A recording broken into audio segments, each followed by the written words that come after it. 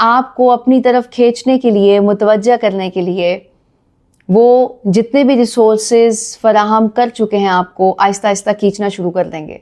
जैसे कि आपके म्यूचुअल फंड्स हैं तो उनको ब्रेन वॉश करके अपनी तरफ माइल करेंगे। आपके बारे में डायरेक्ट कोई बुराई नहीं करेंगे, लेकिन उनका माइंड में कैसे करेंगे कि वो आपसे राब्ता करना कम कर देंगे। बाज़ लोगों को ये ट्रिक्स बहुत अच्छे से आती हैं। तो समझ जाइएगा कि जब आपका सर्कल उनकी तरफ खिंचता चला जा रहा है और आपकी तरफ से कट रहा है तो उस तरफ से गेम खेली जा रही है। और उसके पीछे साइकी ये होती है कि आप अकेले रह जाएं, उनके पास आएं और उनकी अहमियत को समझें कि उनके बगैर आपकी ज़िंदगी कुछ भी नहीं है। अगर वो नहीं होंगे तो कोई और भी आपकी लाइफ में नहीं होगा। जितना एंजॉय आप करते रहे हैं सब इकट्ठे, उतना नहीं कर पाएंगे अब। गो के ये एक नेगेटिव स्टेप है। मेरे जितने भी नो कॉन्टेक्ट के फॉर्मूलाज हैं उसमें कोई भी नेगेटिव स्टेप मैंने आपको नहीं बताया, लेकिन सामने वाले की तो गारंटी हम नहीं ले सकते। अगर उधर से कुछ ऐसा आ रहा है तो उसको ट्रीट करने का तरीका भी आपको साथ ही बता देती हूँ।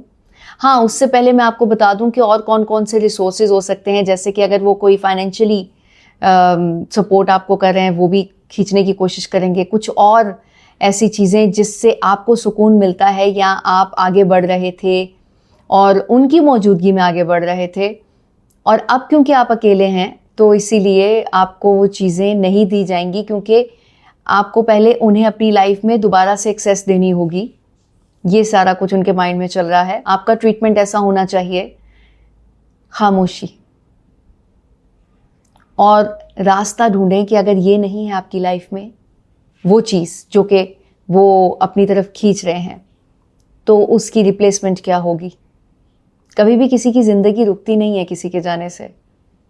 गो कि आप उनसे दोबारा रिलेशनशिप में आ ज़रूर सकते हैं, लेकिन ये बात हो रही है रिसोर्सेज की, तो उसकी रिप्लेसमेंट आप ढूंढ सकते हैं, फाइनेंशियली भी, दोस्तों के एतबार से भी।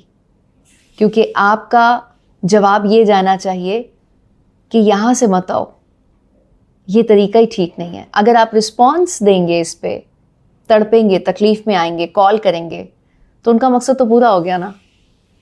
तो एक्चुअल में साइकोलॉजिकली आपने सामने वाले की वो ख्वाहिश पूरी नहीं करनी होती। एक बार आप कर लेंगे तो दोबारा अगर ऐसा किसी ने आपके साथ किया तो एक्चुअल में आप उसको काउंटर करने के लायक होंगे और आपकी सेहत पे कोई फ़र्क नहीं पड़ेगा।